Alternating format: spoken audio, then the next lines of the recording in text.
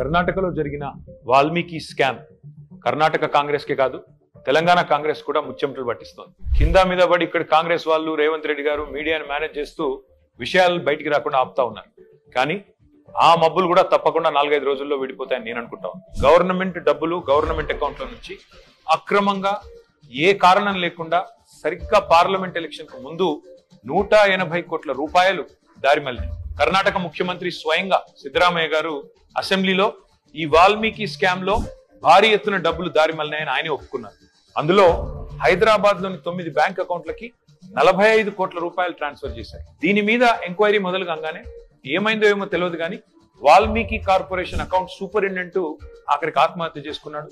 ఇవాళ ఆయన కుటుంబం రోడ్డున పడే పరిస్థితి. బ్యాంక్ అధికారులతో సహా 11 మందిని ఈడీ అరెస్ట్ చేసింది. కర్ణాటక నుండి మన తెలంగాణకు అక్రమంగా ఈ డబ్బు ఏ అకౌంట్లలోకి వచ్చింది, ఆ అకౌంట్లు ఎవరివి, ఈ తీగ లాగితే తెలంగాణ కాంగ్రెస్ దొంగ మొత్తం కదులుతా ఉన్నది. మొన్న పార్లమెంట్ ఎన్నికల్లో తెలంగాణ కాంగ్రెస్ పార్టీ తన ఖర్చులకు ఈ డబ్బులే వాడినట్టుగా అనిపిస్తా ఉంది.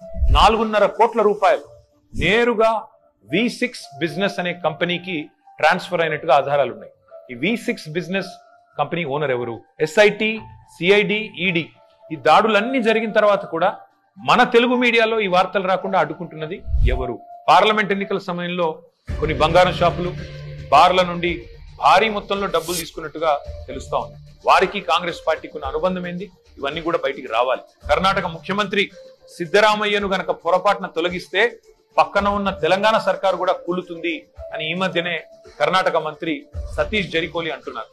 మరి కర్ణాటక కాంగ్రెస్ తో తెలంగాణ కాంగ్రెస్ కు అంతలాగా పెనవేసుకున్న ఈ అనుబంధం ఈ వాల్మీకి స్కామేనా?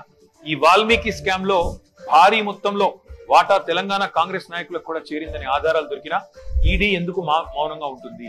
అసలు తెలంగాణ కాంగ్రెస్ నాయకుల మీద దర్యాప్తు జరగకుండా రక్షిస్తున్నది ఎవరు? పార్లమెంట్ లో గాయ చేసుడు తప్ప బయట మాత్రం ఏమి తమ సొంత పార్టీ అవినీతి మీద నోరు విప్పని రాహుల్ గాంధీ ఖచ్చితంగా నోరు విప్పాలి. ఈ వాల్మీకి కార్పొరేషన్ గుట్టు విప్పాలని చెప్పి నేను డిమాండ్ చేస్తాను.